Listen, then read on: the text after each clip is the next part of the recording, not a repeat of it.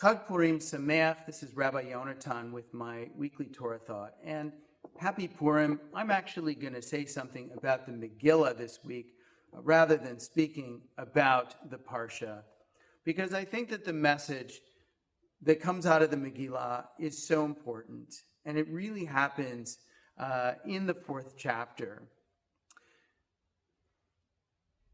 Some little kids at Bialik asked me this week, Rabbi, is the story of Purim true? Did it really happen?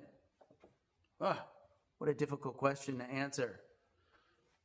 But one of the ways in which I answered it is, in every way that matters, it is true. It is true not just in Shushan many years ago, but also throughout Jewish history. There have been those who've sought to do wrong to the Jewish people. People that sought to destroy the Jewish people, as we know today. And so, at this time of greatest urgency, we need to hear the words of Esther, who says, Im avadati, avadati, if I will perish, I will perish. What is she talking about? If I will perish, I will perish. Because she knew that going to the king to speak up in order to try to save her people was dangerous. And it says so in the Megillah, because if you're not called to the king and you come to the king and he doesn't extend the golden scepter, that's the end. And so she was scared. Aren't we all afraid to speak up? Aren't we all afraid of what might happen to us if we do speak up for our people? To speak up, when we read Al HaNisim, which is in the Birkat HaMazon, and it's in our prayers over Purim, and we speak about we, the small, the Me'at, and the Rabim who are against us.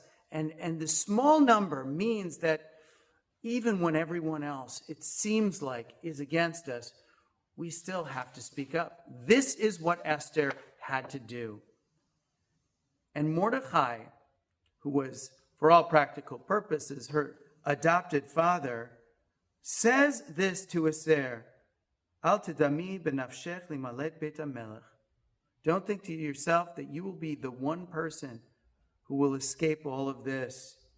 For hiding, Esther means nistar, hidden, hiding that she was Jewish. Don't think that you'll be the one person who will walk away from this unscathed. And he says something even more important. He says, and who knows? Maybe this is the very reason you became queen at this time. Maybe it's a divine purpose. He says, Umi yodea im la'et kazot higat lamalchut. Maybe this is the whole reason you're here. Maybe this is our reason to remember that we can't and we should not hide. Like Esther, we need to learn from her. Im avadati, avadati. But the most important thing is not to do what's ever necessary to try to hide who we are so that we might survive, but to raise up our voices, to be strong, to be brave, even when we're afraid. I think this is a very poignant message from the Megillah that we should all take to heart this year. Ki mi yodea im la'et kazot higatem lamalchut. Happy Purim and Chag Sameach.